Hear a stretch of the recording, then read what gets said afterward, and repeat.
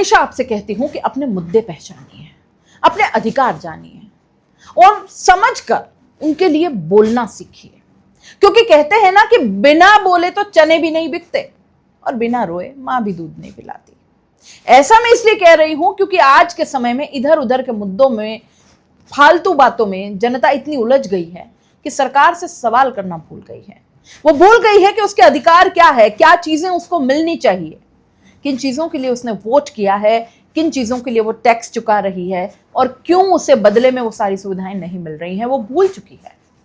अब वोट देने से पहले वादे तो किए जाते हैं, लेकिन वो वादे पूरे क्यों नहीं होते जीतने के बाद, ये सवाल कोई नहीं करता। और इस सब का खामियाजा उन नेताओं को, जिम्मेदारों को नहीं भुगतना पड़ता, क्योंकि उनको खाली आपके वोट चाहिए थे, मिल गए, उनका काम खत्म।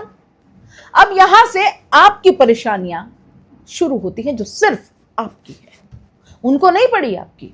और क्यों पड़े? आपने उनको जिम्मेदार कभी ठहराया ही नहीं, आपने उनसे कुछ चीजें मांगी ही नहीं, तो कोई आपके लिए वो एफर्ट्स भी क्यों लगाए। और जब ऐसा होता है ना दोस्तों, तो इस तरह का नजारा सामने आने लगता है, जैसा कि ये आया है।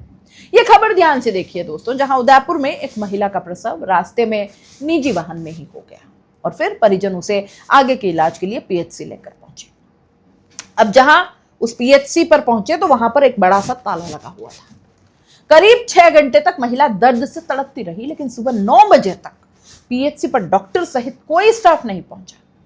मामला गोगुंदा उपखंड में नांदेशमा पीएचसी यानी प्राथमिक स्वास्थ्य केंद्र का है। चलवा गांव निवासी लेरकी ने बताया कि कमलेश गमेती को अल सुबह अचानक प्रसव पीड़ा हुई।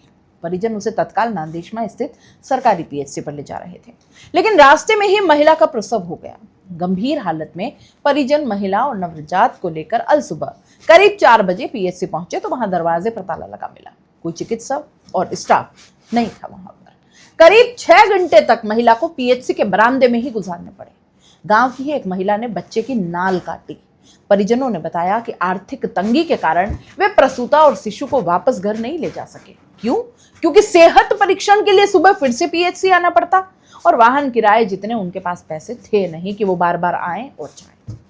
बीसीएमओ डॉक्टर दिनेश मीणा शिकायत मिलते ही मौके पर पहुंच गए। उन्होंने बताया कि पीएचसी में नियुक्त डॉक्टर प्रवीण कुमार के अवकाश की कोई जानकारी उन्हें भी नहीं थी। ग्रामीणों ने आक्रोश जताते हुए सीएमएचओ को शिकायत की और इसके बाद सीएमएचओ ने बीसीएमओ को जांच के आदेश देते हुए स्टाफ की अनुपस्थिति की जानकारी मांगी है।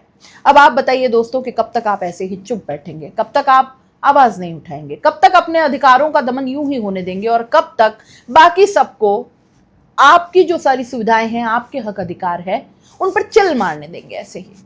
ये सवाल अब आपसे ही पूछना पड़ेगा, क्योंकि आप सरकारों से सवाल नहीं करते।